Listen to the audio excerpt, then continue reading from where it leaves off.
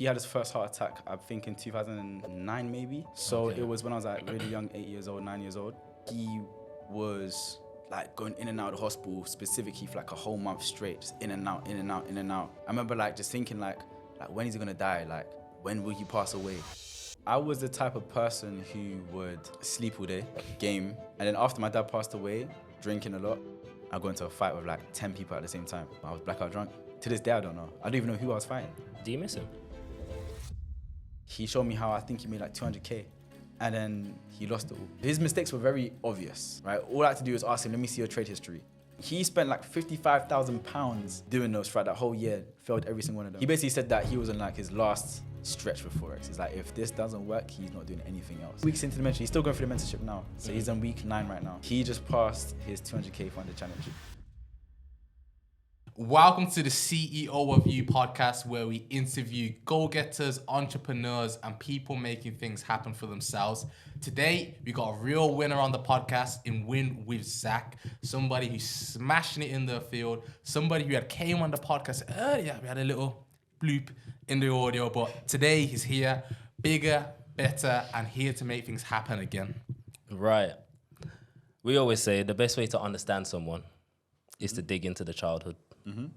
Tell me about your childhood, Zach. So growing up, grew up in Brixton. Parents divorced when I was 2 years old. And when that happened, like that's when everything kind of changed for me. Because at 2 years old, in a normal household, you're raised with two parents who are inside of a normal functioning relationship. Divorce happens, family spread everywhere. So my mum had custody of me. And for a year long, probably a little bit under a year, we lived inside of a refuge, so we were homeless for a while. And then we ended up moving to Thornton Heath. And so the Thornton Heath, was a new era to me. I still went to primary school instead of Brixton, but we stayed inside of Thornton Heath. So I was traveled from Thornton Heath to Brixton every single day as a child. How long was that journey? Like an hour long. An hour long? Yeah, so hour long by public transport, by car it's about 20 minutes. So it's not too far driving, but public transport, 250, it's a long journey. Did you ever get dropped off by car? Yeah. So most days I get dropped off by car, but by probably year 5, I started to take trips by myself because... That's a long journey for Yeah, so about 10 years old, going from Thornton to Brixton by bus. Just want some independence. And at the time as well, I was doing ballet as well. So I used to do gymnastics. Then I started to do ballet. So I used to compete in gymnastics. Sorry, I can't think of this big man in front of me. I used to do ballet for the Royal Opera House. Say so. Yeah, so it was part of some scheme called Chance to Dance, where they came to my school. They did like a PE session with all of the kids, and they just selected like some of the best students. And then I was one of the students. And from like year 3 to year 6, I was dancing ballet. Wow. 3 years straight. Okay. Yeah. So I would travel from where I lived in Thornton Heath to central London in Covent Garden to literally train every single Saturday for like 2 years. So from year 5 to year 6, I was doing that journey most of the time by myself, but sometimes with my parent. And then, secondary school.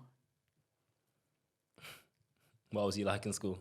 Menace. Menace. That's I could just say. I'm menace. I was at first I was the sweet boy, like sweet kid, doing really well, getting really good grades, and then somewhere probably around year 9 I started to decline. So I think like around year 9 I started to fall into a little bit of depression. I was dealing with other things mentally as well.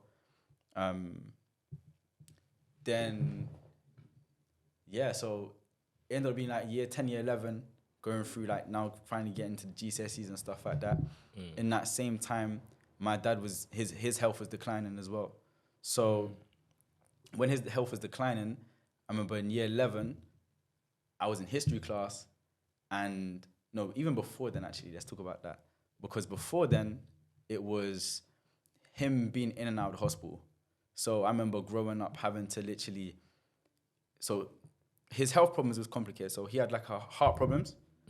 And that led to other things around his body. Like, for example, he had gout. I think he actually ended up dying of pneumonia. So it was heart attack and pneumonia, I believe.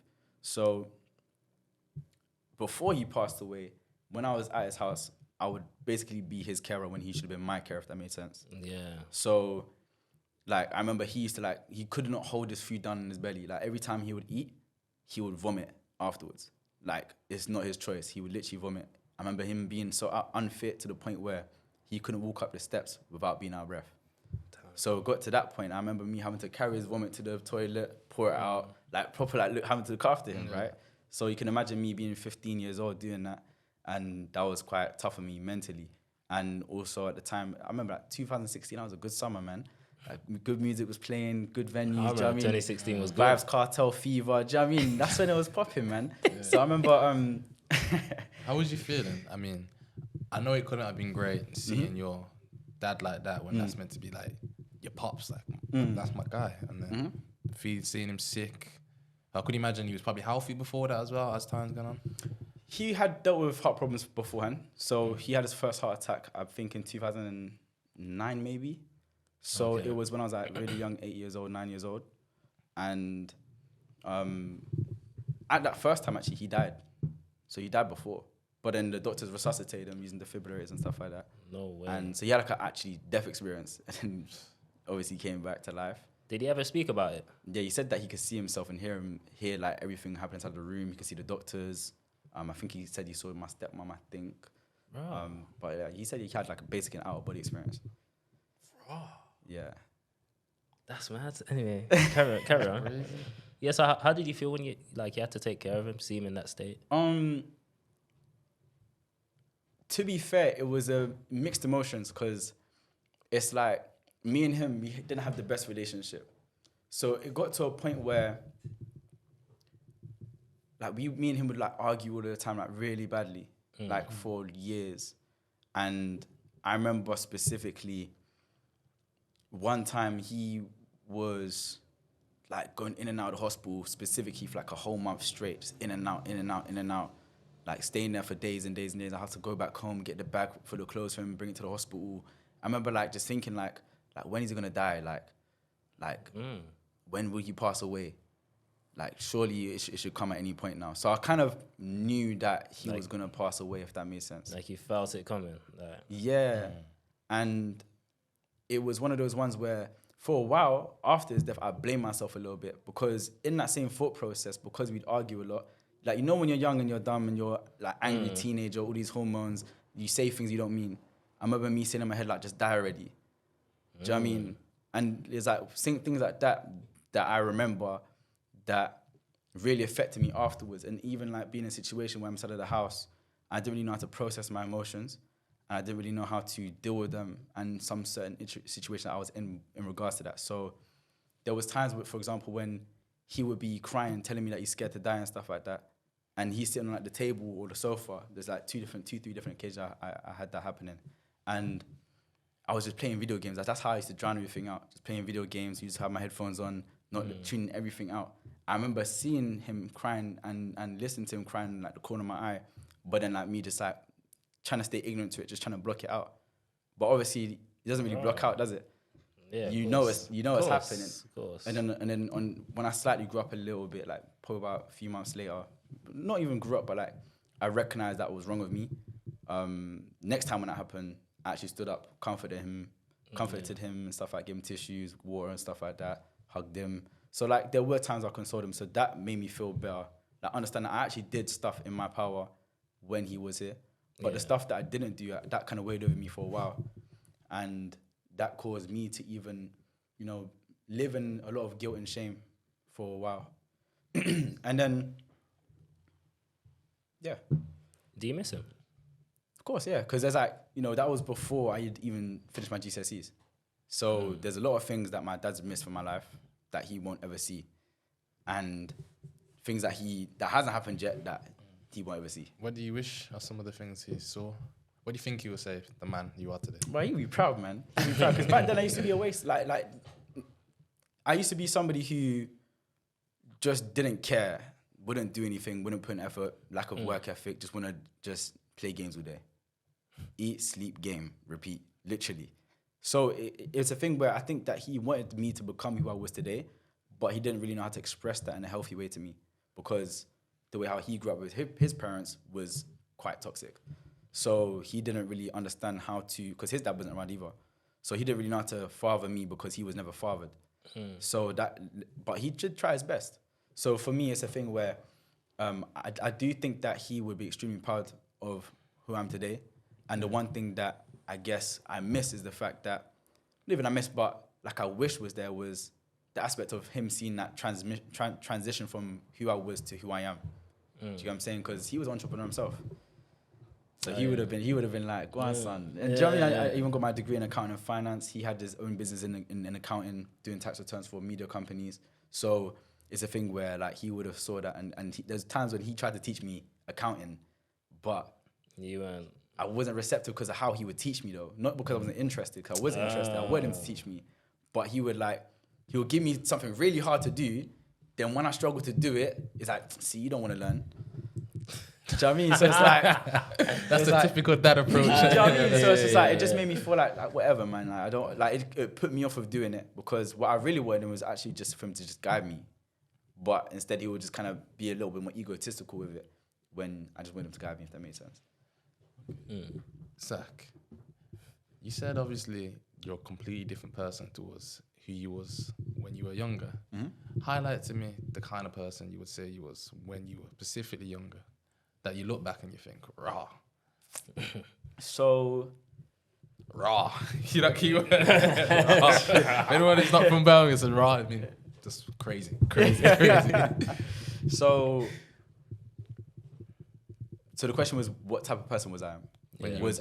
Yeah. So I was the type of person who would sleep all day, game, and then after my dad passed away, drinking a lot. So I fell into alcoholism for a good few years.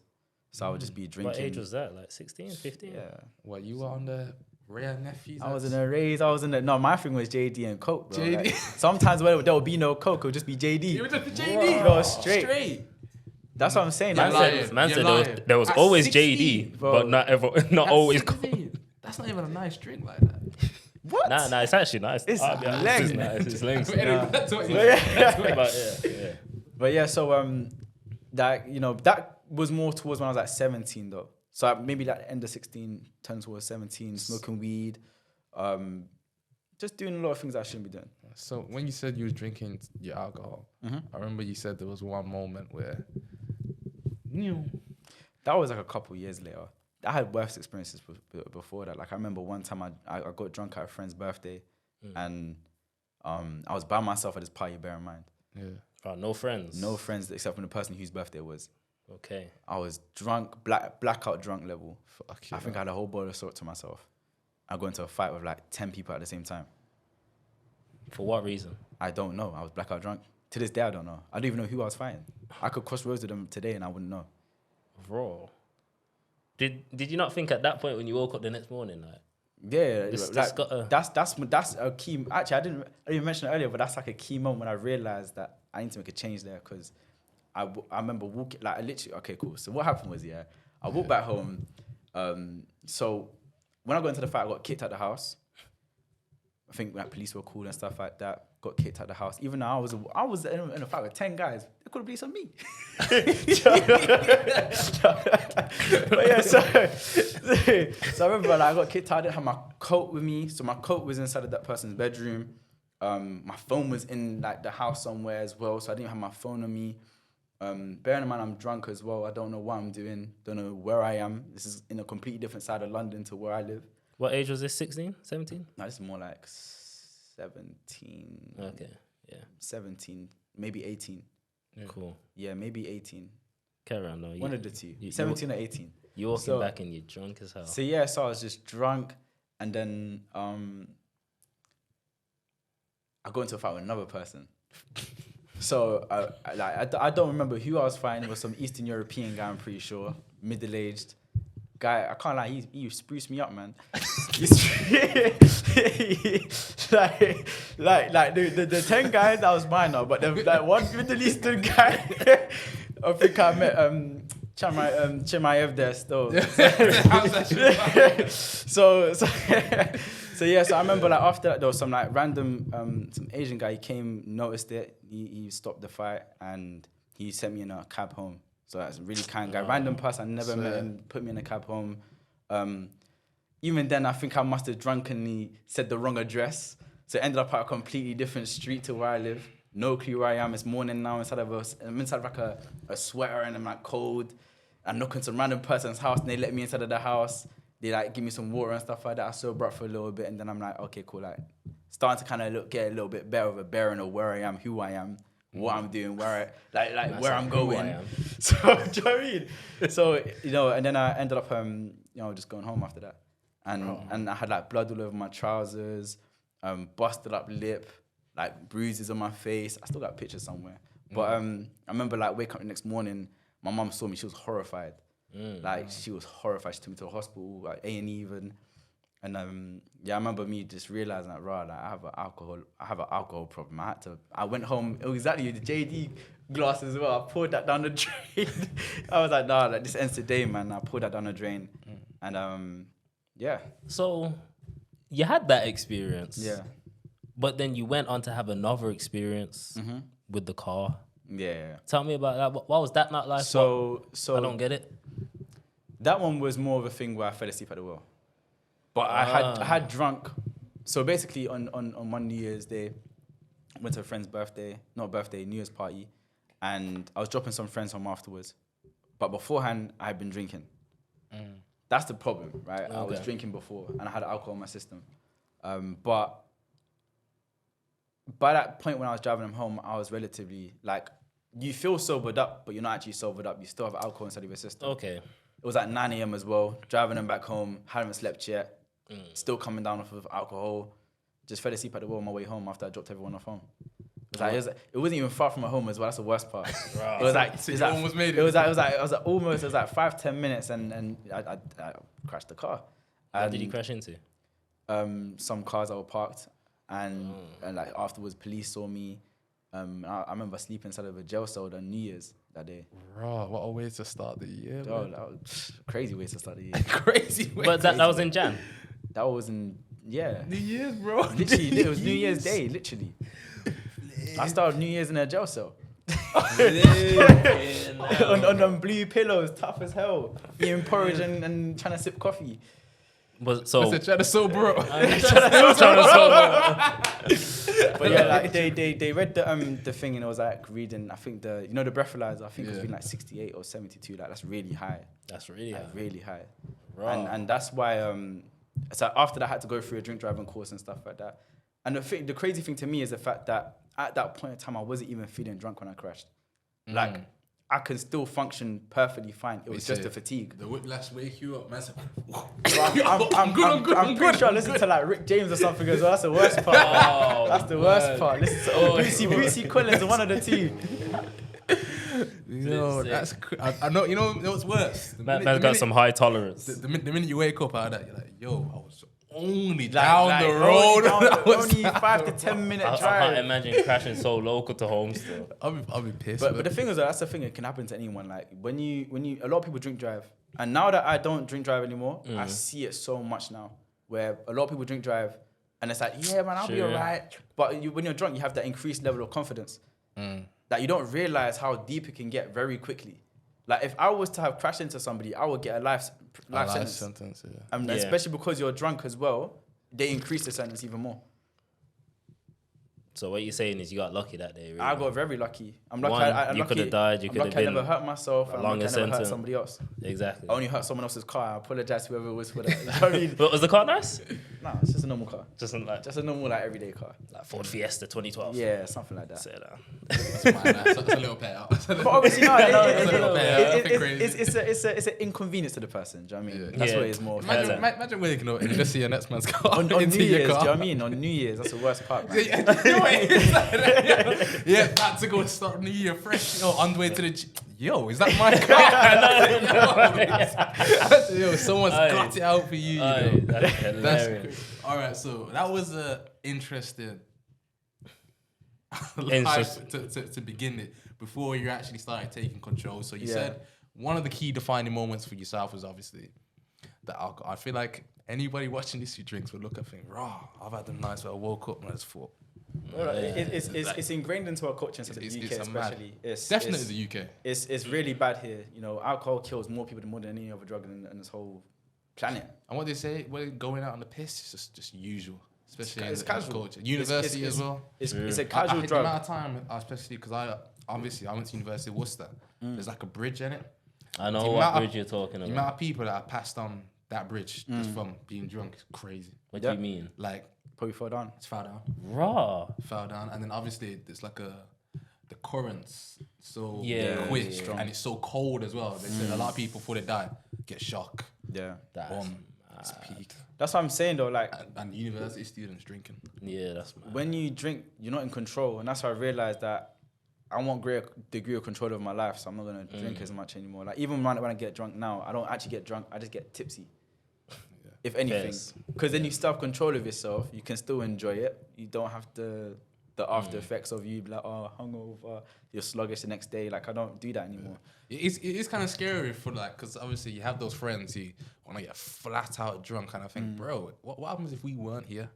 Nah, I think that's awesome. Like you're happy to just be vulnerable. Like That's crazy. anyone can do anything to But you. I mean- you won't know. They probably got drunk because you were there. Well, yeah. yeah, I'm not convincing that.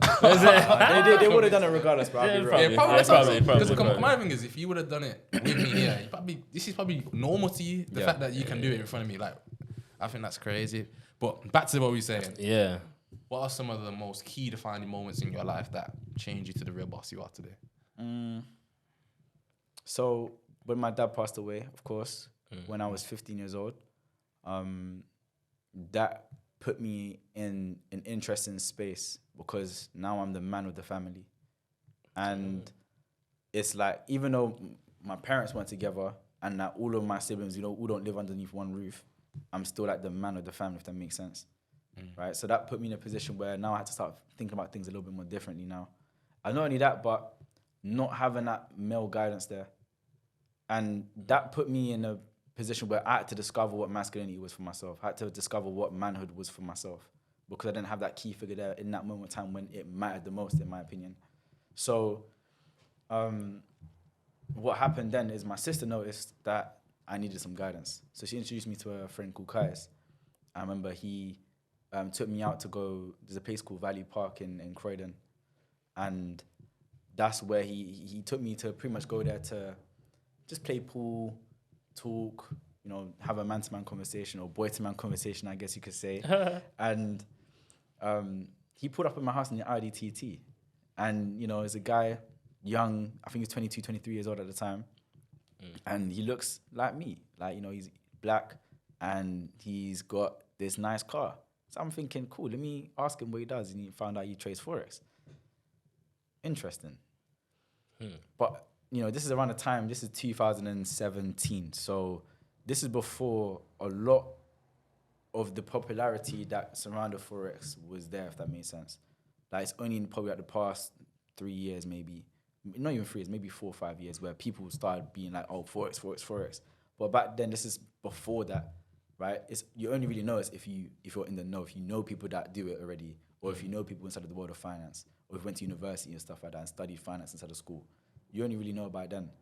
So that exposed me to a different reality that I had no clue about. So that in itself planted a seed in my mind. I didn't water that seed because I didn't ask him, how can I do it myself? How did you do it? I didn't have that conversation with him. I was a little bit too shy. So years later now, so when I was 17, I was inside a sixth form now. And my friend Charmin, she walks up to me and says, hey bro, I just started to learn Forex. Do you want to come learn with me? So she just started learning through some like company for some course and stuff like that. And she wanted to know if I was interested as well. And at first, I had those same limiting beliefs beforehand that made me not want to ask this person about how did you do it. Such as, I'm not good enough.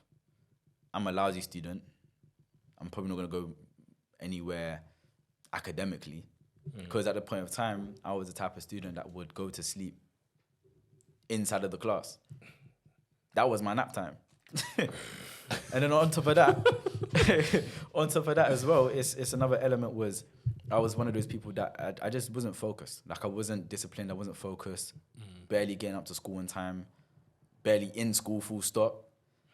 So it's like, how can somebody like me learn a skill set like Forex, where you probably need to know quantitative finance, statistics, algebra.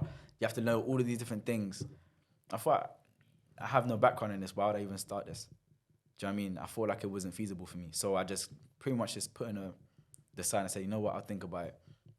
At the time, I was working in Waitrose, right? So I was working in Waitrose in Richmond, next to the Richmond train station. I remember me going to work that following weekend. And I was contracted shifts from 6:30 a.m. and 7:30 a.m. on a Saturday and Sunday. So I'm not an early morning guy. As you guys heard, I was sleeping. Do you know what I mean? I'm sleeping in for school, but I'm getting up to go to work in a place I don't actually feel like I'm doing anything in.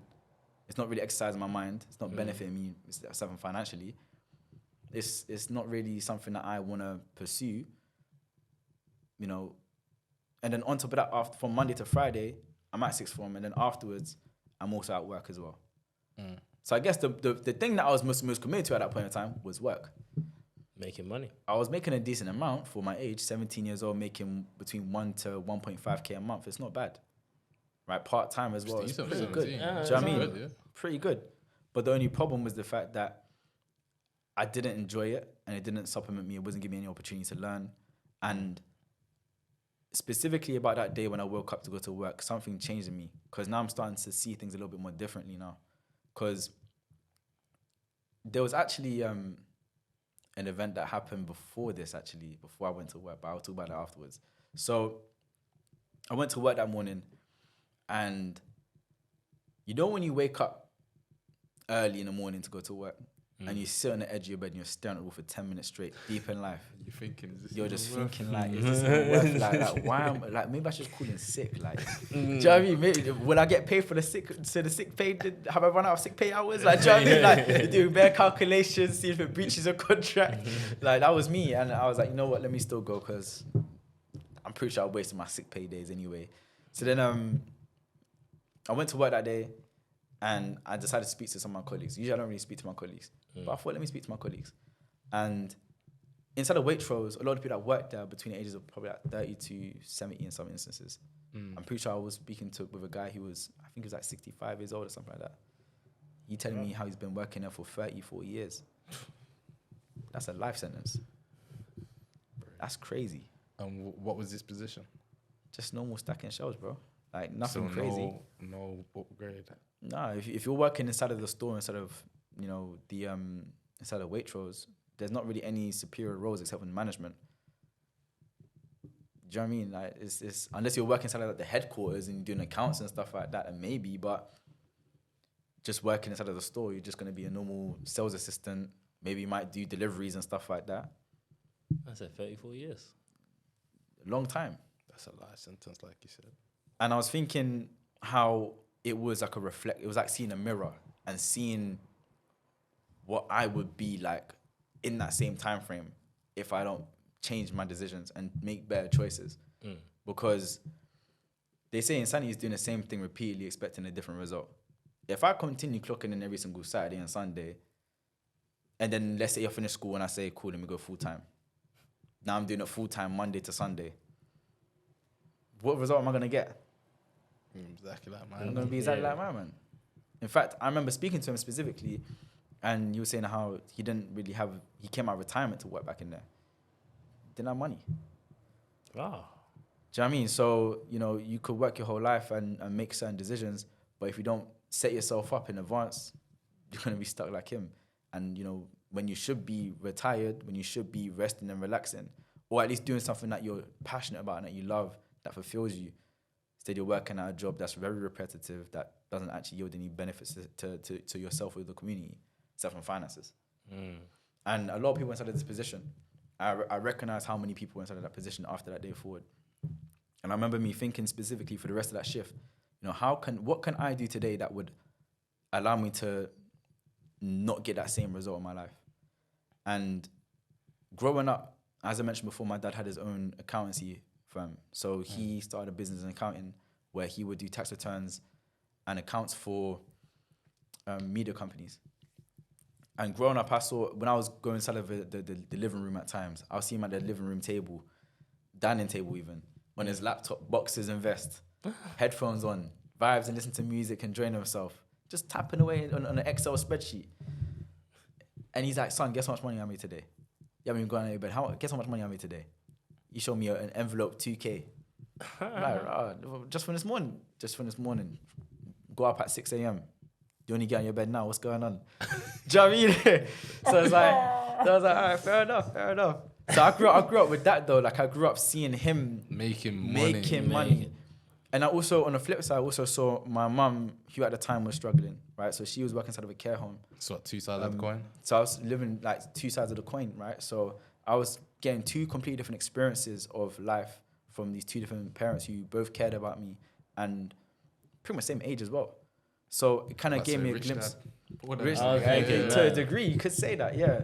But you know, thankfully my mum's no longer in that position. She's in a blessed position nowadays. Yeah. So you know, times have changed, right? But before then, you know, it was a difficult path. You know, I remember those days when seeing her cry because of finances. Maybe the bailiffs were hassling us and stuff like that. I remember those type of days. So, I remember seeing my dad making a decent amount of money through a skill set that he had and the technology that he has, and obviously applying himself. Now, I can apply myself. That's no problem. I have technology. That's not a problem either. I have iPhones, access to computers, Wi-Fi. What else more do I need? The only thing I didn't have was a skill set. So I was like, okay, cool. I got to think about how I can find a skill set that can be used to create a career path for me where I can kind of design the lifestyle that I want. But before then, it was accounting. That's the only exposure that I had to that side of things. I was like, I don't really want to do accounting. It's a little bit boring. I see value in learning this skill, but I don't want to do it for my career, if that makes sense. I was like, cool, what do I have around me right now that I could utilize? What do I have access to? And I remember about my friend asking me if I wanted to learn about trading. Now, at the time, I'm making decent money through Waitrose. So I'm thinking, okay, so I've got some capital behind me. I don't have any living expenses. I'm 17 years old. I don't pay rent. I don't pay bills. I may as well invest that into something that will help me to flourish. Because at the time, I'm just spending my money in like Supreme drops and stuff like that. That's a Supreme. Do you know what I mean? And JD and Coke. JD and Coke, apparently. Do you know what I mean? Cocktails, dating. Like, do you know what I mean? That's how I was spending my money on. So I'm like, you know what? I may as well just spend it. Typical young person. Young boy these days. So I was like, you know what? Let me change what I'm doing and let me just try something different. And that changed my life. That one decision changed the rest of my life because that's what allowed me to then take the steps that led me to where I am today. Right? So that following week, I then went to my friend Sharma and said, look, sis, let's get it popping. Like, how do I start? And, you know, I ended up paying for the course that she was also learning from as well. And being inside of that environment where I was with other people who were, because they were every now and then they hold events and stuff like that. So I would be inside of rooms rubbing shoulders with people who are making 6 figures a year through trading. I'm rubbing shoulders with, in fact, one person was making $10 million a year through trading, some guy from America. Right? So I'm seeing different people in all walks of life making money in different ways and also having different career paths. Even if they were making something as small as an extra £500 a month, that's still amazing. Still goes a long way. Imagine if I told you, if any of your bosses told you, or if you had a client that said, look, I'm going to pay extra £500 a month. You're going to be like, calm, like, thank you. I'll take that. I'll slap it on the invoice. I'll send you an invoice. Don't worry about that. Do you know what I mean? Like, you're going to be happy to take that, right? So a lot of people underestimate how far an extra £500 can go, right? Let alone 100,000 or 1,000 or 10,000 or 1 million. So I was like, okay, cool. Let me see what I can do with this. Because now I'm seeing people who are getting tangible results from this thing. Not only just that one example that I had from years ago that convinced me about that. I now have different results and different people. And then also the personal development side of things as well. I started to see how, you know, my mind just started to shift. What's some of the key stuff that shifted in the mind? It's just more about changing my perspective of purpose. Because at first, when I first started to trade, it was mainly money. But then it slowly started to become putting people over profits. Okay. And leading with my heart and actually providing value rather than me just being a shark and just eating up everything and being greedy. Do you know what I mean? I started to realize actually I want to be somebody who helps people. I actually wanted to be somebody who when I speak is valuable, and that when people see me, they'll be reminded of, like, they'll just be reminded of everything that they want to be or want to become, or whether it's something similar to what I'm doing or whether it's something similar to what they're doing, because they're seeing how I'm becoming, who I become, and that inspires them to become who they want to become. Do you know what I'm saying? And that in itself inspired me to push myself further, and it became bigger than trading. It became me doing this thing and me learning this skill set is not only going to change my life, but it's going to change thousands and if not tens of thousands of people's lives, if not millions. So are you saying at that point you knew you wanted to teach? Or it was on the cards, but it wasn't a thing where I was at the point where I could teach. Yeah, because I'm still in the learning phase. So for would me, you say it definitely was what gave you some kind of purpose and direction into your life? yeah. So it helped me to Sounds get like that you all purpose and just direction. flowed perfectly into one. Yeah. So, and that actually was in the teaching aspect came from somebody else who convinced me to start trading, right? And they didn't directly convince me to say, "Look, bro, you need to start trading." They were telling me about their experience. So shout out to Tune Time first and foremost. Yeah. So Shout I was waiting for a friend inside of London Victoria Station. My friend their phone had died, but they said that they were gonna meet me. So I thought, cool. Let me. So their phone. Obviously, they said they were gonna meet me before their phone died, just to clarify. So I thought, you know what, cool. Let me sit there and wait for this person, because like, I'm thinking, I don't want to like just leave now because they're not here on time. Like, where if their phone's there, they can't find me. Let me just sit here, wait for them. If they show up, they show up. If they don't, then I got music. At least I got my earphones in, chilling. So I waited for like half an hour to an hour, and they still didn't arrive. Right, so that person basically stood me up. Damn. But then in that same process, this random person just walks up to me and sits next to me. And this guy, he's 4'9", 4'10", right? He's a little person. And that threw me back because I've never really interacted with somebody who's a little person before. And he just looks up to me. He looks to me, he's like, I don't remember what he said, but he just like strikes up a conversation with me. And I found out about like what he does for work and stuff like that. Found out like he's like UK's smallest bodybuilder. He's on Ninja Warrior. He's an actor as well. Does some other things on the side. I'm not sure if he wants me to mention that, so I'm not going to mention that. But what he did say was he was at that point of time he was learning about real estate. Right, so he had a mentor, 28 years old, 100 properties to his name, retired and stuff like that. I'm thinking, okay, this is somebody who I want inside my network. Like, this is somebody who I could learn from. So of course that sparked my interest. And then on top of that, he mentioned Forex. I'm thinking, like, why is Forex keep on coming to my life? Like, why is everyone talking about Forex? Telling me how he made a certain amount of money through Forex. And then, you know, he's telling me his experience with it and why he actually stopped trading Forex at the time. But that was enough to kind of water that same seed that was planted from years ago. Well, not years ago, but like 1 or 2 years before. And that's when I realized, okay, cool. Let me explore this idea a little bit more. Right? And then that's when that following week, then I went to work. And I was still thinking about it because I was still on the edge. I'm thinking like, what? Like, do I do it? Do I not do it? And then it came into mind that, you know what? I'm going to make this decision. I'm going to move forward with it. And then, yeah. So you've been trading for how long now? Half a decade, so 5 years. 5 years. At what point in that 5 years did you think, yeah, it's working? Like, it was a long process. I could imagine when I hear trading, people think, yo, I'm going to get 10 bags overnight. One trade. I thought the same thing when you want to say? I heard like 90% ain't even profitable. I remember I had like £10 profit on one trade one night, and I was like, yo, that's me. No, it's crazy. It's crazy. I remember because when I first started trading, I was on a demo account because I was 17 years old. I couldn't actually open up a live account yet. Oh, sticky. So I was just learning. $100K. So I'm seeing 100K because obviously being 17 years old, when you have a demo account, you can put in as much as you want. If you want to put in 200K inside of the trading account, you can do that. So I'm like, cool. Let me do that. Leverage 1 to 500. Cool. Let me do that. Placing trades, I'm seeing mad profits. I'm thinking, I'm become a billionaire by next year, you know. I know what it is. Like, if I could do that with 100K, imagine what I could do with 200K. Imagine what I could do with my own money. Facts. Meanwhile, I'm looking at my bank account. It's still reflected 200K. So I'm like, you know what? Yeah, like that's when I realized that, like, that kind of just kept the fire running. Like, do you know what I mean? Like, just because you know you can do it. You know you can do it. It's not even like you know you can do it. You feel like you can do it. Because you actually don't know. True. Oh, true. You just feel like you can, right? So, you know, when I finally opened my live account when I was 18 years old, gas, put some of my paycheck from Waitrose in it. How much you put in? I think it's probably like £500 to begin with. Reasonable. Okay, That's reasonable. Blew it. Oh. Blew it. Reality struck. Not you becoming a millionaire by 21 anymore. When you mean blew it, are you talking?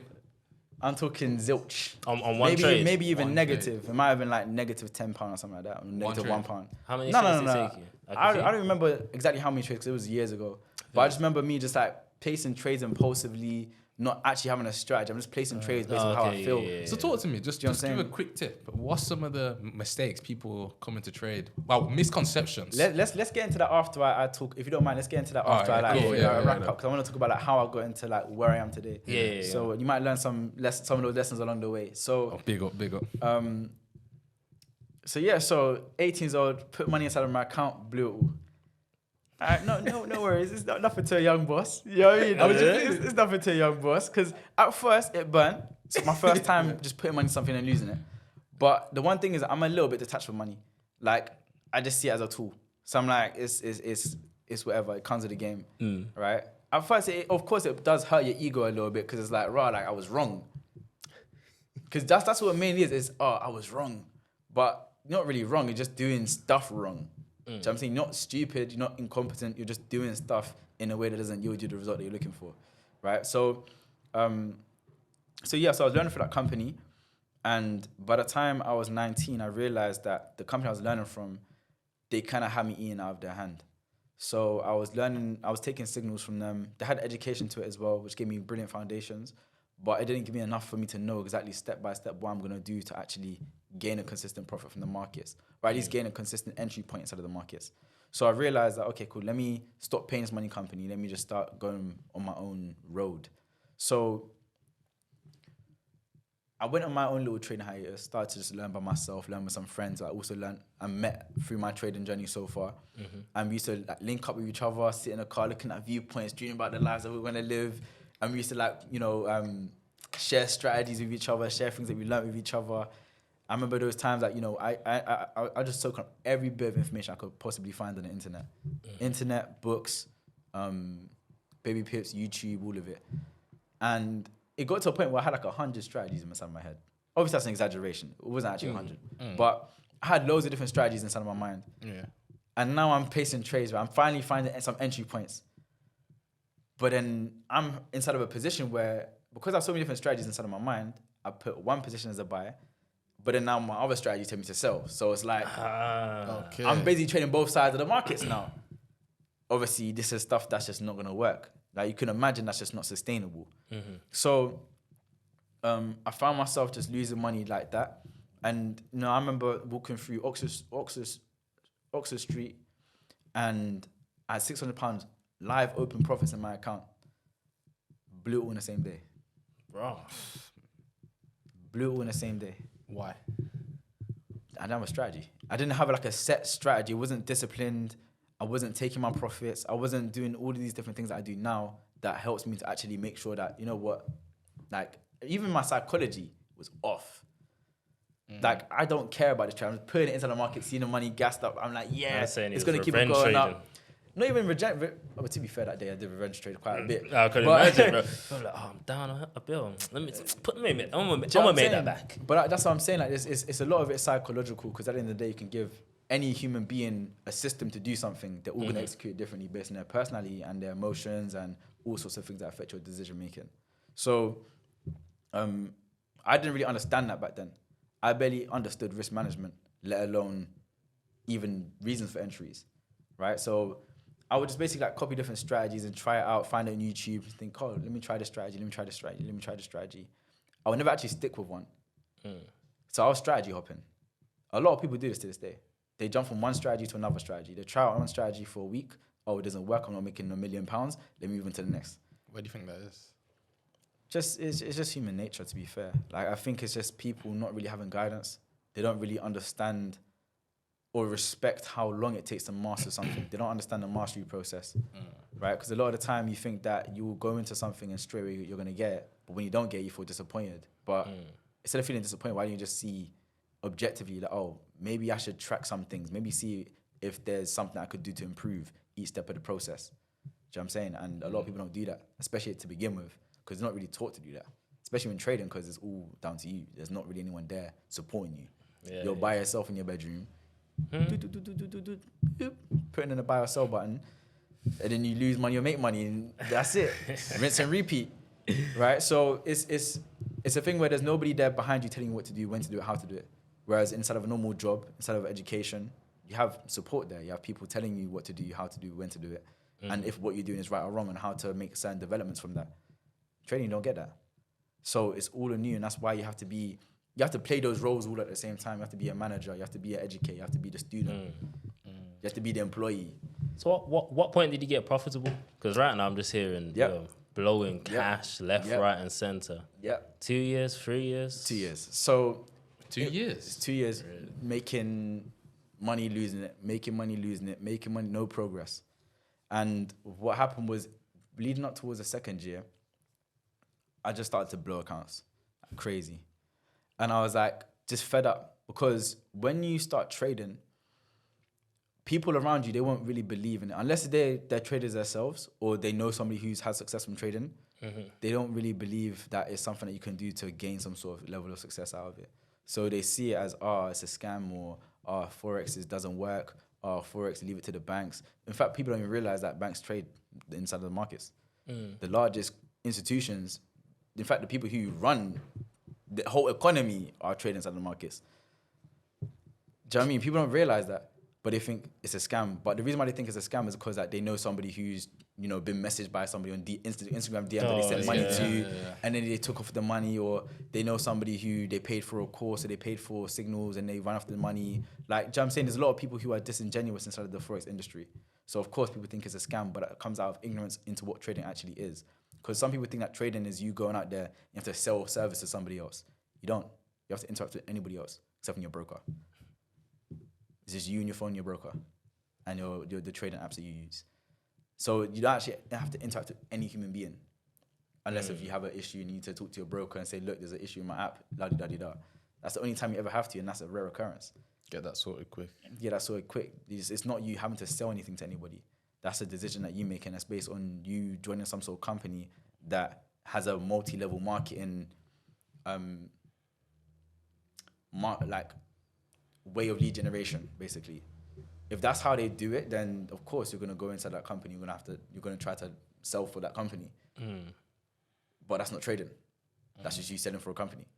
And that's what people don't understand. So because of people's misconceptions about trading, they have a tough time, actually accepting the fact that you're going out there to learn it. So when I was looking to learn it, it's people that care about you the most that will say it as well.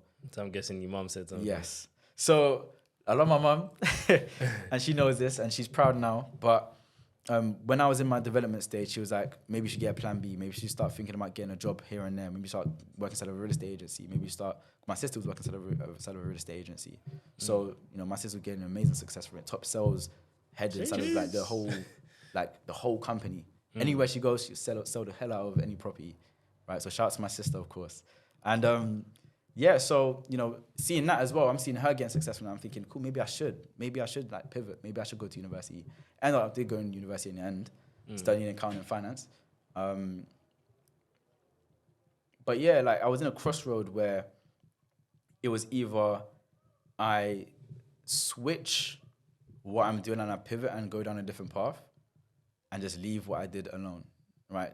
Remove all of my progress, all of the hard work, all of the dreams that I built up in regards to trading, or I go ahead and stick with it and I see it through to the end.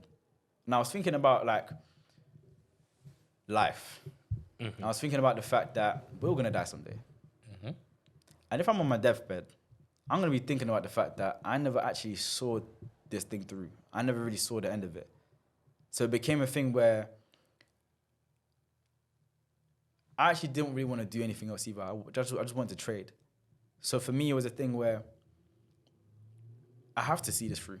Because if I don't, I'm going to continue a pattern in my life. Because at that point in my life, I had a pattern where I would start things and never finish it. Start things, never finish it. Start things and never finish it. Same way how I would pick up a new strategy every single second. Yeah. Doing the same thing. Right? Couldn't hold a relationship. Couldn't hold money in my pocket. Couldn't hold a hobby. I always start things, then just start a new thing. Start a new thing. So it came to a point where if I was to quit trading right now, I would then be put in a situation where I'm basically just telling myself like, yeah, you're going to continue doing that until you die. And that's partially why as well I went inside the university, because I realized that I need to challenge myself more. I need to show myself that I can do things. Because growing up, not even growing up, but inside of sixth form, I disappointed myself. Now I got a D, D, and an E inside of sixth form for A levels. I'm a smart guy. I got a D, D, and an E. Do you know what I mean? So for me, I realized that, okay, cool. Like, I used to be top set maths, top set English type thing. Like, I used to be that inside the secondary school, but A levels, I wasn't there. I was sleeping inside every lesson, bunking school. I even went to Las Vegas during school term. Oh my God, Las Vegas. Don't even ask me questions about that. I like the fact you preempted that as well. Don't even ask me. That weight rolls money must be crazy, bro. So it was like, it was one of those ones where I just realized that I have to see it through. I have to do something. So I decided to stick with it. And instead of me just giving up, letting it go of the dreams I held and built up and the vision I saw of myself, I decided to actually double down. So as I mentioned before, insanity is doing the same thing repeatedly, expecting a different result. So if I was to continue doing things the same way, of course I'm going to get the same result. So I decided to switch my approach. So instead of me just, trading multiple strategies at the same time, trading 20 different pairs at the same time, trying to do too much, I made things very simple for myself. I cut everything down, removed everything, stripped myself naked mentally, right? Not physically, don't worry. And then I thought, cool, let me just introduce a different path, a different way of doing this, a way that I haven't done it before. Because they say to become something you haven't to become something you haven't been yet, you have to do something you've never done. So I thought, cool, let me start to track things. Let me start to see every small detail of my process that leads me to this result.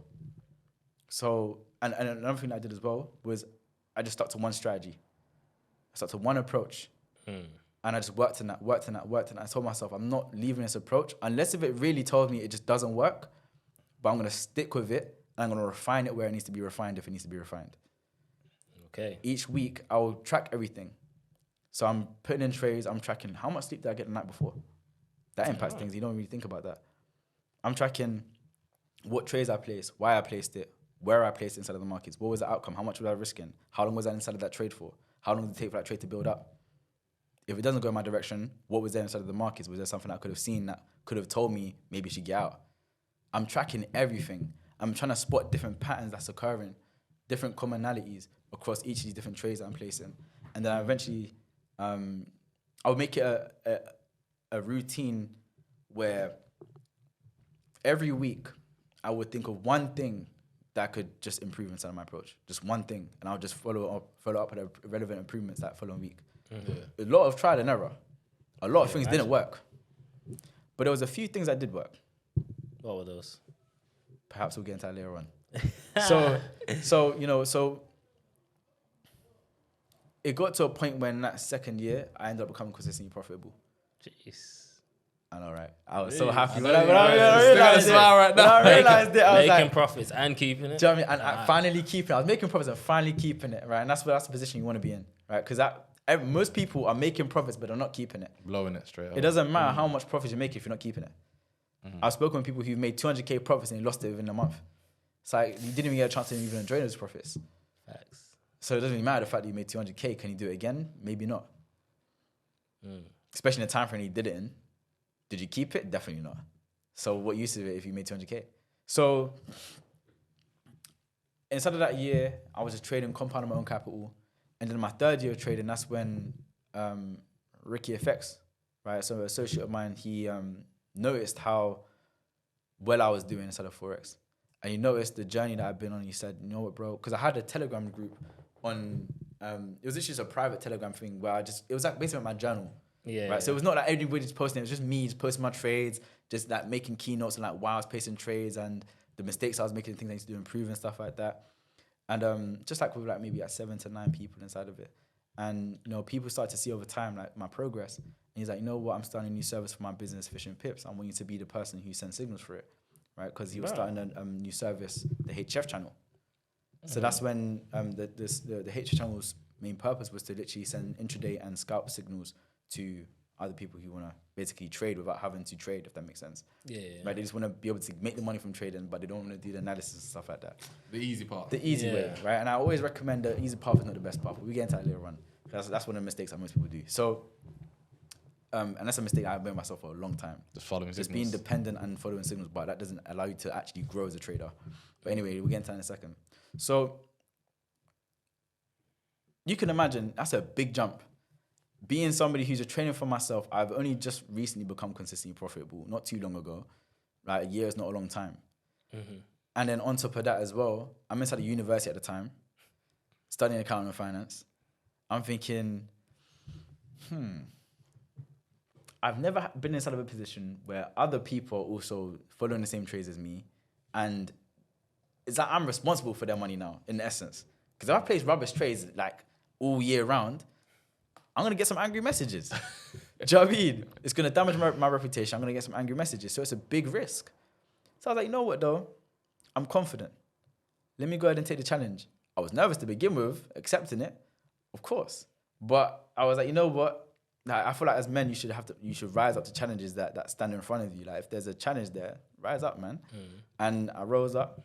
And that following 8 months, we made 176% profits inside of that chat. And just to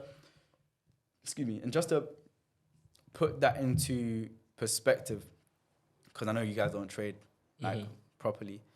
Actually, I don't even know. I don't really trade. Okay, cool. I don't trade. I just assumed there. My apologies. But Not anymore. So they say that 5% in a month is a good month. 10% a month is a great month. I was averaging about 22, 23% on a monthly basis. Did anyone have a big financial backing to be put in a lot of money on the trades? As in like one of my clients. Yeah. So some people were funded traders. So some people were trading their couple. So were they like copying your? Yeah. So were they making big? I had people on a regular basis sending me them making £2,000 profits in a day. I had some people sending me them making 14,000 profits in a day, and I had one other person send me. It was actually only one person who did this, but they sent me £31,727 profits in that one day. And the reason why I know exactly same numbers, I always look at that. It inspires me. How much was you making yourself? Don't worry about that. Don't worry about that right there. That's Don't make off your HMRC, man. trades. That's HMRC, man. That's the HMRC's watch it. I said it was. So yeah, so Man said HMRC. Fun HMRC, man. I don't like them guys. But yeah, so inside of after that was done, as I mentioned, it wasn't a full-term year. I don't do it anymore. I don't send signals anymore. I only did it for 8 months. The reason why I only did it for 8 months because I was inside the university at the time. So when I was sending all of those trades, it was Monday to Friday, me instead of the back of the lecture, instead of on my MacBook Pro, just sending in trades on Telegram. Yo, every man, Everyone, jump on you're this. buy at this price, stop loss here, take profits here. Yeah. Close off half the position here, move your stop. Like I was doing that for And the whether whole you're lesson. following your strategy as well. Some people were following it, some people weren't. Some people were, right? The people who did obviously got the results that they were looking for. But some people would be like, maybe they might be at work, maybe they might be at school or wherever. So they can't really. They might miss out on certain ones, or maybe you might experience a loss in a couple of trades because that's inevitable as a trader. And then because they actually don't have experience of trading, they're like, oh my god, I lost money. Then they're hesitant to place the next trade, and then they miss the trade that actually wins back the money that they just lost. Do you know what I'm saying? So it depends on the person. That's what I would say as well. Signals is not the path to profitability. It can help you to make some short-term profits, especially if you know how to trade already and you trust the person you're sending the signals, and that, you know, of course, they're profitable themselves and you're following it to the T. That's fine. But there's no actual longevity in it, because if that person stops trading for you, you've lost a whole source of income. True. And that's what happened to a lot of people who were inside the HF channel, right? They lost a whole source of income. You can imagine one of these people who were funded making 30K profits in a single trading day. As soon as I stopped sending signals, assuming that he has no strategy to back him up, he's not making any money. Probably blew that trading account. And that's a big shame, because somebody's been put in a blessed position and he just blew it because they never took the time out to actually learn for themselves. So that's why I realized that the process that I was taking to fulfilling my purpose wasn't effective. I thought it was because there were people making short-term profits. I'm thinking, yeah, I'm changing people's lives. In fact, I did change a lot of people's lives, but not in the way that I wanted to, because those short-term profits are fine, but, you know, I'm not going to be here 24/7. I'm going to die at some point. So were they, so were you guys. Not to wish death on you or anything like that. But it's just the reality. Podcast remains. But the CEO of you remains. Remains. So that's a perk about business, though. It outlives you. So that's why I realized that, okay, cool, I have to take a different approach to doing things. So I remember I started to post a lot more content for free on social media, on Snapchat specifically, sometimes Instagram. And I'll post like lots of different things about trading, my thoughts about certain industries in regards to investing and stuff like that. I'm channeling some of my knowledge from accounting and finance as well. And I remember one person who was part of the HO channel, he dropped me a message. He was like, bro, I'll pay you £1,000 for your trading book. Because I used to have this trading book that I used to like write all my notes in. And I put a screenshot of one of the pages and put it on my Snapchat. This person was like, bro, I'll pay you £1,000 right now for your book. But for me, I can't lie, bro. You can't read my handwriting. So there's no point. There's no point. I'm not gonna take your £1,000. You take my 5 years of knowledge, bro. That doesn't. Well, 4 years at that time, I think. Yeah. So I was like, you know what though? It's clear that people want to learn. Why don't I just start a course? So I started to make a course. But then I realized very quickly that, you know, I used to go from courses, and you get the knowledge, but you don't get the results. Okay. So I was like, okay, cool. So maybe I shouldn't do a course. Because what happens is that when you go through courses, you don't have the element of somebody being there, helping you, guiding your hand exactly, you know, oh, this is what you're doing wrong. This is how you can improve what you're doing wrong. You don't have that feedback loop. And that's key for you transforming something from the short-term memory and encoding that into a long-term memory. If you don't have your feedback loop there, it's going to be very difficult for you to improve and engage in that mastery process. And not only that, but the accountability as well. Having somebody, it's like it's a difference between. Let me say this. So, how many? In fact, you guys let me know. Yeah, have you guys ever bought a fitness course? No. Or a fitness guide or something? No. You haven't? You're talking like a PDF sheet, like a and PDF like a sheet, or like yeah, I've had something like that. I know it's not the same. And as having someone there. And have you ever had a PT before? Nah. Okay, cool. In fact, I've done a session with a PT. Yeah, when I was doing football, because he sent me. Funny enough, he sent me a guide to do this training stuff, and I'm thinking, I'm gonna read that. Then again, but one thing he did, he sent me some videos in it, but it was like the videos, I couldn't have the full angle. Yeah. So I think you had to put your knee in a certain way to do like the runnings, and I couldn't. Yeah, no, but obviously, when I went with him, and he was showing me how to do it, and he goes, adjust this part of your body, and you'll feel it more. I was like, okay, it's a lot better than to have them there. To did you actually try it when you did it inside when you seen the video? Did you actually attempt to like try do it? Yeah, but obviously I did it the first time around because the camera was recording from one side, then so I couldn't see how he was saying it works on this part of the body. Yeah, so it was a bit like, all right, mate. So it's safe to say that you didn't really get it the first time around, but then when you actually saw him in person, you got it. Yeah, because then again, it's like I could take away what I learned from him. And exactly. Now I do it myself. Exactly, and now that's impacted you now because now you can take that lesson that you have one session with him. Shout out Jamie Peak Performance. There you go. I know you subscribe to the podcast. But that's what I mean though. Like, you know, you went directly to somebody who has knowledge in the field and you've been able to get the benefit a lot more sooner than if you wasted a whole half an hour watching that one video. Do you know what I'm saying? And imagine how many people go through hours and hours and hours of trading content, but they don't actually get the concepts that they just learned. Because you can learn the knowledge, but can you apply the knowledge? The results come from the application, not from the knowledge. So if you can't apply, then that's rubbish. But, you know, even if you had like mediocre knowledge and you was able to apply that mediocre knowledge, you have better results than somebody who has supreme knowledge, but terrible application. Facts. I agree. Facts. So it's a thing where I realized that, okay, cool. So let me switch my approach. Instead of me doing a course, let me do a mentorship. I think a lot of people would prefer that. It works both ways. One, because you can charge more because it's now your time. And two, because they actually, as I said, it's more valuable to, especially the feeling of someone. Like someone said to me, like right now, I'll walk you through to do this with the podcast. You don't need to buy the course. I'll show you exactly how to do it hands-on. I'll rather pay more. Yeah, so it's I can get to where he gets. It's convenience, and because you have to think about the time it takes you to do things as well. let's say especially the course, you don't really have as much accountability as well. That's what I'm saying. And as I said, you don't get the corrections as well. And that's where the time comes in, because it's going to take you a very long time to go through, applying what you've learned and then seeing, oh, well, it doesn't really look right, or I'm not really getting the results I want to get. What do I do to improve that? More time when you get a course, you don't really have access to the person who you bought the course from like that to ask them for relevant improvements. So then how can you really improve? You can't. So I was like, all right, cool, let me just do a mentorship instead. And that's why I started to do mentorship. And at the same time as well, so in that 4th year of training, I was trading crypto. I don't mind saying this because it's already on HMRC, so they already know about this. I turned £4,000 to £70,000 that year. Not like say that again. You turned £4,000 to £70,000 that year. 70. So through crypto. So, jeez. And by the way, just to clarify, I'm not saying that HMRC doesn't know about what happened with the previous thing. Yeah. I'm just saying that, yeah. Okay. Just to clarify, HMRC leave me alone, man. I've done my tax returns already. Speak to my account about it. But so that following, year 4 of trading, that's when it mainly started to become about how can I help people to do what I do. Right, so I started to consolidate everything that I had learned in my path so far, from my experiences of winning, from my many experiences with losing, and also my many experiences of also talking to people even when I was sending signals, because they had a lot of questions for me too. So I had so many different knowledge and expertise in different areas, and also the knowledge I've gained from my accounting and finance course inside of university, with my degree even, right?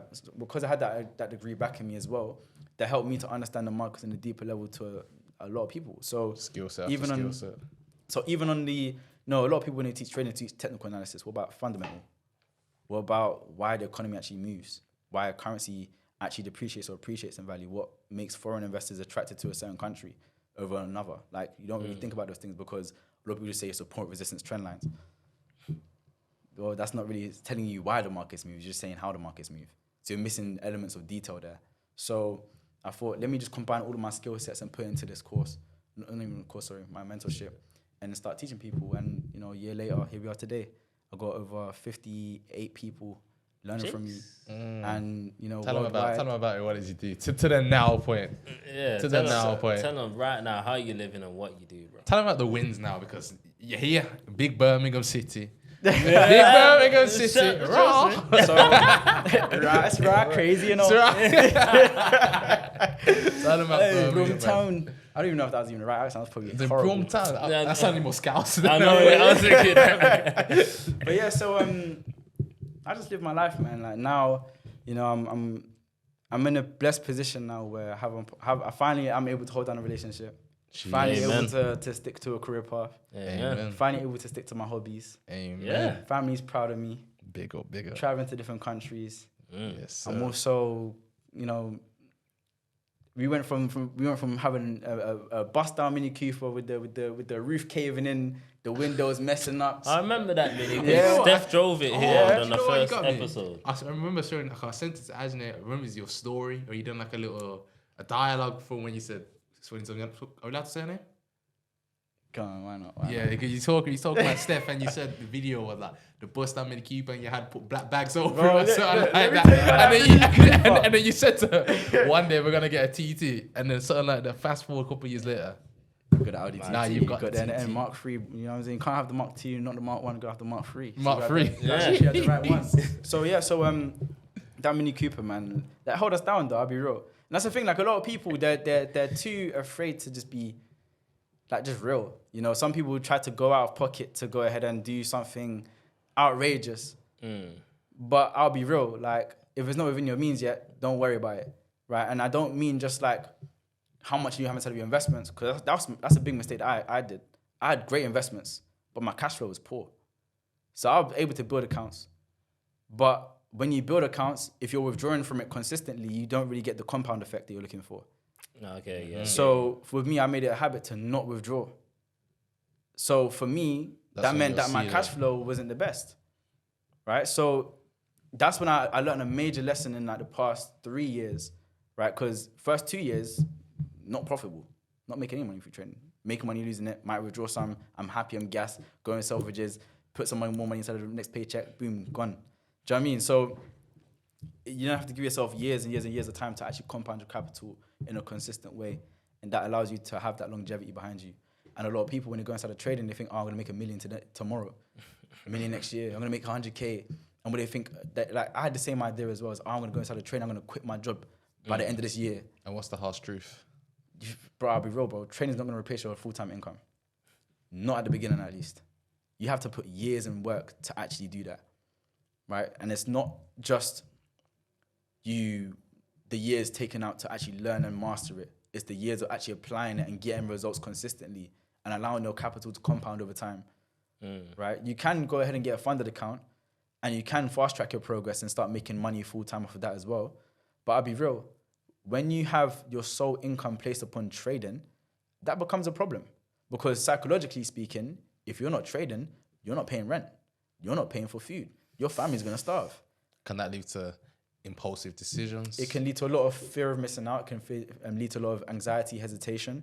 It can lead to a lot of revenge trading. It can lead to a whole bunch of things. If you're tight for cash, trading is not going to be for you. Funny enough, what's a story somebody's done where you've seen it happen firsthand? Because you mentioned that one earlier where you said a guy had 200 bags and lost it all in a month. And I think that we're not just going to overlook 200 bags and lost it all in a month. I don't really know him, but I met him at an event and he showed me his trading account. And he showed me how I think he made like 200K. And then he lost it all. So how irresponsible would you have to lose 200? So it wasn't necessarily him being irresponsible. It's more him lacking certain knowledge in areas. You think so? Yes. So when I spoke to him, he didn't have a mentor first and foremost. He didn't have somebody actually helping him out and showing him what to do, how to do it. And second of all, like his mistakes were very obvious, right? All I had to do was ask him, let me see your trade history. Very obvious, right? Because I'm seeing one trade is costing him £300 loss. Next trade, 1K. Next trade, 3K. So next trade, £100. So he's using inconsistent risk. If he's using inconsistent risk, you're going to get inconsistent profits. It just makes sense. Right? So because of that, I understood straight away, like, bro, like what are you doing for your risk management or money management strategy? Oh, I don't have one. That's why you lost your money. You can have your strategy all you want, but if you miss the money management side of things, you're going to lose your money. So what's the story? For him? Not for you. If you got any stories on anyone who's lost a lot of money, you've seen it happen first time. So, all right, cool. Because I noticed you smiled earlier. Like you had one straight in mind to set that same smile you got right now. So I hope one of my students don't mind this, yeah, because don't say the name. Yeah, you don't. I'm not gonna say that. In fact, no, I've said his name publicly though. I said it on my Snapchat already. Oh, because I announced it. So shout out to Aman. So this guy, yeah, before he joined my mentorship, he spent a whole year doing funded accounts, right? So he's trying to. Do you know what funded challenges are, by the way? Yeah.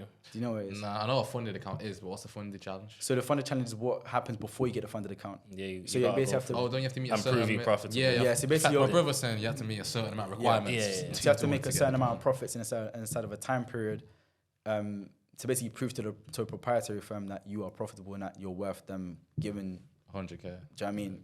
So he spent like £55,000 doing those throughout that whole year, failed every single one of them. I think maybe he passed one, but he never got the first payout from it. So he just kept on putting money. You start a funded account, fail it. All right, cool, let me try again.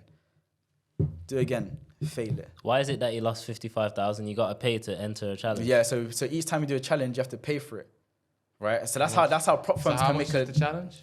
So it depends on the size of the account. So sometimes some accounts are, if you have some prop firms, they'll charge you like, if there's like a sale and stuff like that. I've seen some prop firms charge like $10, right? For like a 3K account, 5K account. Okay. But I've also seen a lot of them, I think he was doing like for 500K accounts, he was putting £1,000, right? So anywhere between like 700 to like £1,100. Yeah. He was doing that every single time he was doing his challenges. Flipping And out. bro said he spent 55K just doing these challenges of his own back pocket money. Yeah.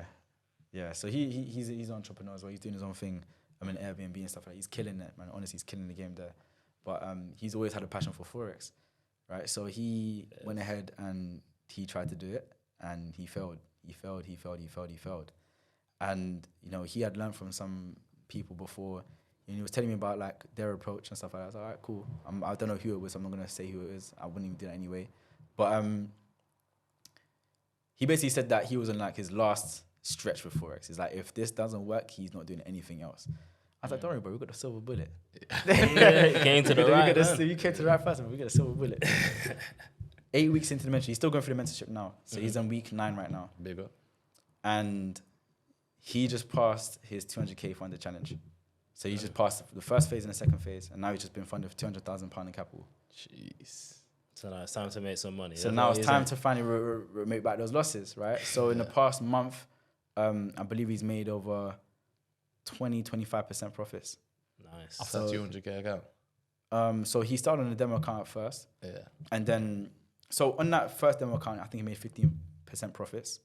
And then for the 200K account that he started the challenge for, is the challenge to basically, I think, is make 8% profits inside of that 30-day period or however many period it is. And then on that's the first phase done, and the second phase is another 8%. So he passed it within literally a week. Wow, okay. Yeah. Shout out to him. Shelling it, man. Shout out to him. Shout out to him. In fact, you know what?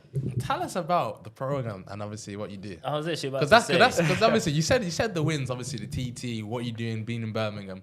But the main thing that's got you here, which is obviously, let them know, Zach. So, and let them know what it's called as well, so they can. So Wise Wealth Trading is I'm the chief executive officer of Wise Wealth Trading, and we are CEO. going to be, or in fact we already are, because we're the same entity. We are the largest Forex coaching business there is, education platform. Okay. Right. We were looking to turn 1,000 people into 6-figure traders by 2030. So we've got 7 years to pretty much achieve that goal, right? So I've got to ramp up the teaching now. I've got to make sure more people are seeing what we're doing. Can you broke that down in maths? How many a month? How many a week? What do you mean? To achieve that goal? Like how many students would you need a year? Yeah. And just estimating, I actually don't know.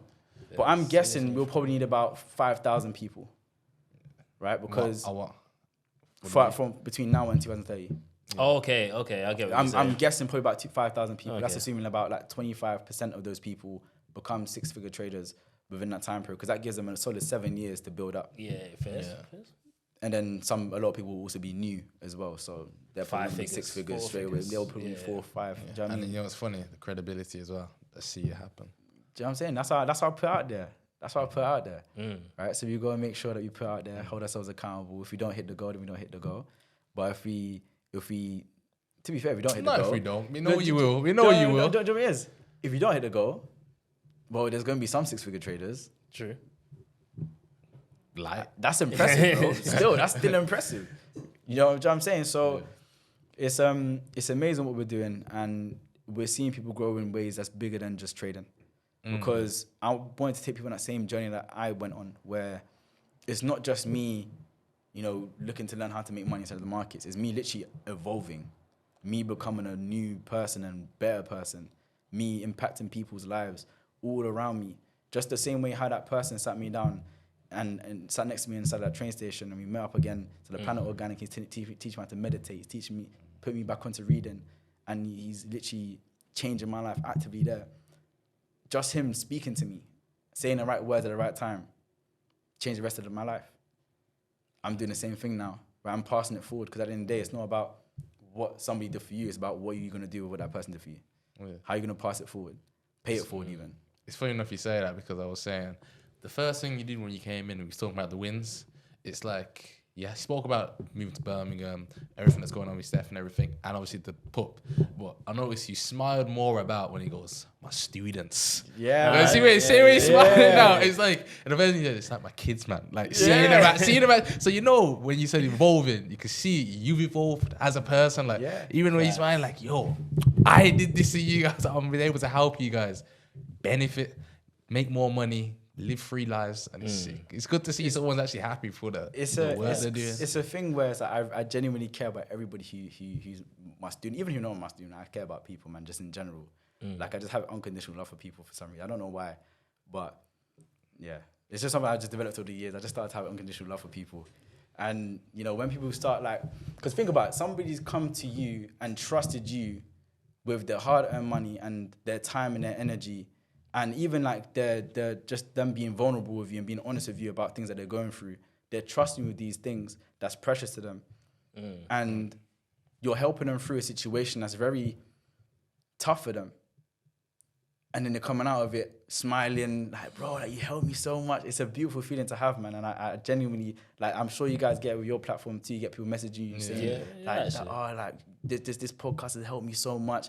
Like, you know the feeling, right? Yeah, the feeling is good too. Out of nowhere, you know. It's like, raw, We actually helped you. Huh? No, we didn't even speak. That's what I'm saying. But it's you've created a platform that allows people to experience these conversations that people don't have access to.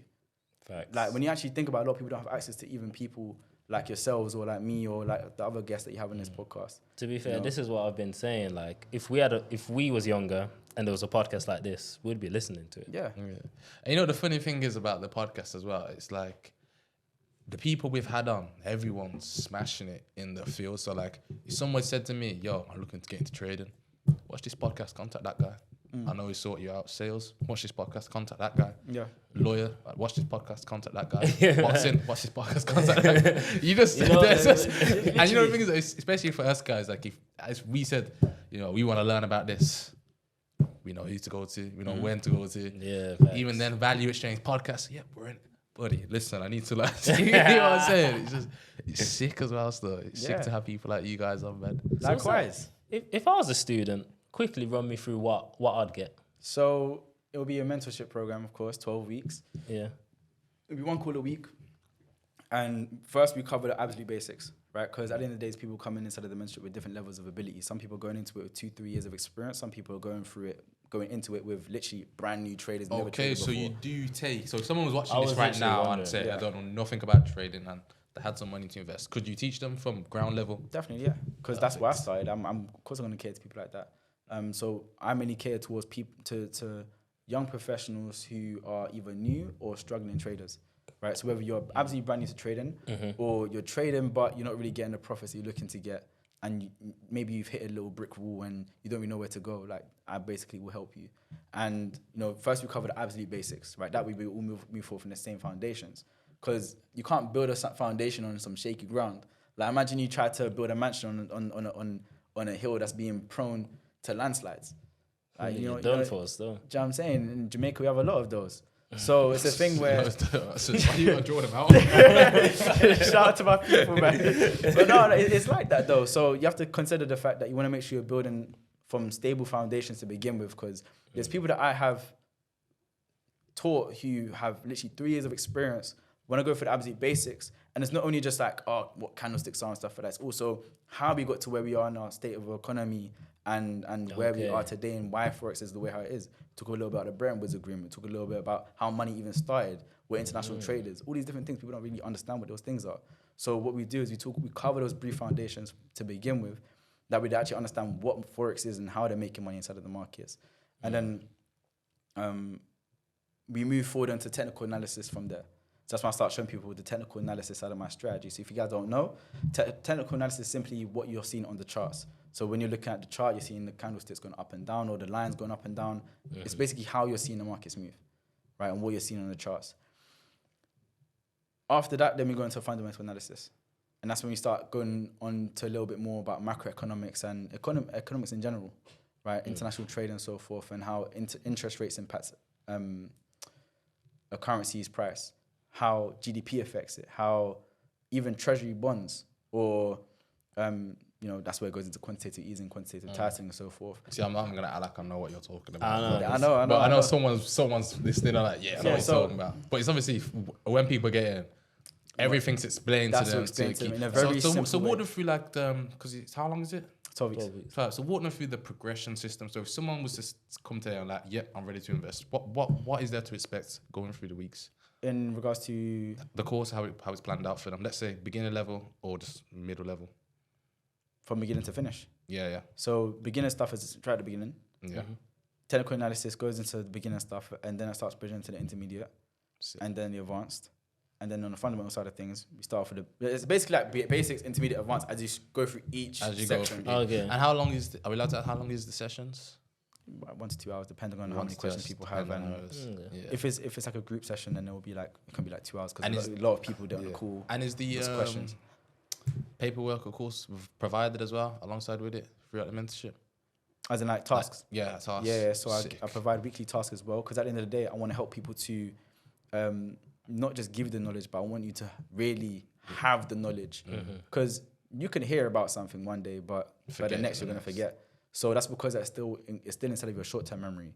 You need to know how to encode it into your long-term memory. That's with repetition. That's with you actually going out there and getting a feedback loop and getting an understanding of what you could do to improve. That's you going out there and matching that information with what you've learned previously and connecting dots in your mind. Even providing certain narratives mentally and connecting mental images with what you know, like that can really help you as well. And also we work alongside a peak performance coach who also helps people to learn a lot more efficiently as well. And that's another thing that we also do too. But the fundamental side, after we go through that, that's when we go through the most important part. So that's when we start going into risk management, money management, and psychological management. Psychological management sounds interesting. So as I mentioned earlier, you can give two people the same strategy, they're all going to perform it differently. The level of trading, once you really understand, I want you guys to understand, the actual act of trading is very easy. Stupidly easy. If you have a system that you're following step by step, it's like, how would it be hard? But the reason why it gets hard is because of your emotions. When you actually think about any task that you do in any day-to-day life, it's actually flipping easy. It's just your mind and your emotions that get in the way that make it to be hard, right? Certain limiting beliefs that you might have. Maybe certain other habits that's affecting your ability to perform in that area. Maybe it's smoking, drinking, sleeping late, and waking up late. Whatever it is, it's going to affect you. So that's when we start going into how our personality types as well also impact us as traders, and also on the psychological side of things as well. So that's when I put students through a personality test, and then I'm able to understand on a deeper level how they interact with their world internally and also externally. And that helps me to understand what mistakes they're prone to making as traders. Because each of these personality traits are prone to making different mistakes and trading in a certain way that leads to a certain result. Like, for example, with me, with the personality test, it's called the NEO-AC. It stands for neuroticism, extroversion. Sorry, let me start again. Neuroticism, extroversion, openness, agreeableness, conscientiousness. So, for example, with openness, that's a trait that describes somebody's level of adventurousness, somebody's level of intellect, somebody's curiosity. Right? You can imagine someone's open, they're adventurous, they're open to new ideas and curious about things. I'm 98%. That's like the highest you can get. I said, damn. You're not giving up me. I mean, the sense of adventure, especially in entrepreneurship, you need that. Bro, no wonder you're going through 100 strategies every day. Man. Bro, that's thinking, I know this one's going to work. This one might work. Bro, it's tough for me, bro, because with openness specifically, it's a trait that really affects you as a trader. Right? If you're high, by the way, just to clarify, 0% is the lowest you can get, 100% is the highest you can get in any of these traits. Nothing's ever 0% and nothing's ever 100% if it exists in this plane in Earth. Right? That's why when you look at antibacterial spray, it doesn't say 100% kills bacteria, it says it kills 99.99999 recurring. Right? Yeah. It never says 100% because they know damn well there's going to be at least one speck of bacteria there. So with my personality trait, I'm 98%. So that's like one away from 99. That's like the highest you can get, literally. So I'm highly prone, because this personality trait, I'm highly prone to trading outside of my strategy because I prefer variety over routine. So that's a whole new level of discipline for you to just stick to the hard. Battle every single day, bro. I could just try this. That kind of highlights to me why I dealt with things in a certain way when I was younger, though. For example, as I mentioned earlier, I couldn't stick to things. I couldn't hold a hobby. I couldn't hold a career path. I couldn't hold a dream. I couldn't stick to anything. Now you said that, I'm starting to realize patterns in myself. Bro, you know what I'm saying? Right? So our personality traits really affect us as individuals in different ways, especially with trading, because a lot of trading is decision making. So you have to think about what affects you as a decision maker. All right, Zach, thanks for coming down, even though you're like 5 minutes away. Yeah? Something like that. Fair enough.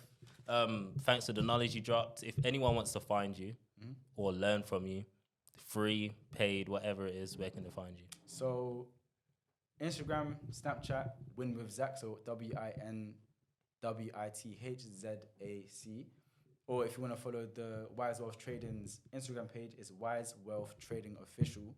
And if you want to pretty much see what the mentorship's about, if you want to sign up, it's www.wisewealthtrading.com. And you can apply for the mentorship there. We can book in a conversation, have a discussion about what it is that you're facing as a trader and the limitations that you're currently seeing that's prevent you to become the profitable trader that you want to become. And this is somebody who we definitely back, 100% support. He shared his story, how he got to trading, how far he's going with trading as well, and how he's also teaching many others with trading, down from the basic to intermediate to even advanced people. We really appreciate you coming down today, Zach, and sharing some knowledge. Thanks. I'm going to see you next time, bro. Most definitely, man. And if you're watching this far, we got a discount code in the description. No, I'm joking.